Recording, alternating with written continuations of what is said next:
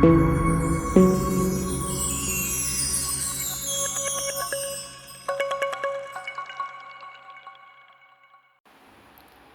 అండి, నమస్తే అండి.